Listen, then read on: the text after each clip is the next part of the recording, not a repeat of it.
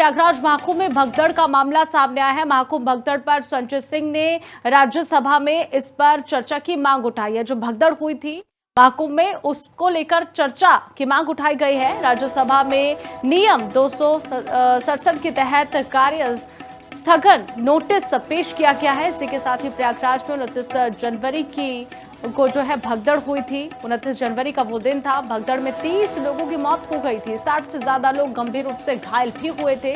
अब इस मामले को राज्यसभा में उठाने की मांग की गई है।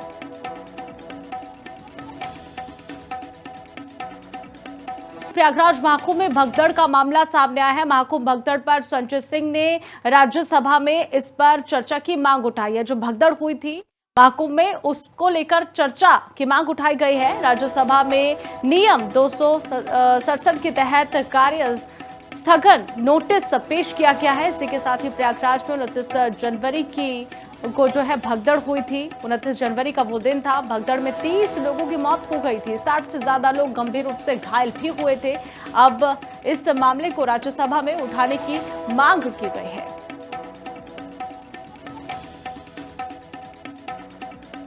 प्रयागराज महाकुंभ में भगदड़ का मामला सामने आया है। महाकुंभ भगदड़ पर संजय सिंह ने राज्यसभा में इस पर चर्चा की मांग उठाई है। जो भगदड़ हुई थी महाकुंभ में, उसको लेकर चर्चा की मांग उठाई गई है। राज्यसभा में नियम 267 के तहत कार्य स्थगन नोटिस पेश किया गया है। इसी के साथ ही प्रयागराज में 29 जनवरी को जो है भगदड़ हुई थी। 29 जनवरी का वो दिन था। भगदड़ में 30 लोगों की मौत हो गई थी। 60 से ज्यादा लोग गंभीर रूप से घायल भी हुए थे।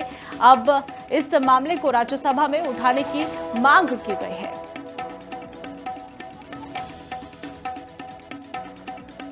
प्रयागराज महाकुंभ में भगदड़ का मामला सामने आया है। महाकुंभ भगदड़ पर संजय सिंह ने राज्यसभा में इस पर चर्चा की मांग उठाई है। जो भगदड़ हुई थी महाकुंभ में, उसको लेकर चर्चा की मांग उठाई गई है। राज्यसभा में नियम 267 के तहत कार्य स्थगन नोटिस पेश किया गया है। इसी के साथ ही प्रयागराज में 29 जनवरी को जो है भगदड़ हुई थी। 29 जनवरी का वो दिन था। भगदड़ में 30 लोगों की मौत हो गई थी। 60 से ज्यादा लोग गंभीर रूप से घायल भी हुए थे। अब इस मामले को राज्यसभा में उठाने की मांग की गई है।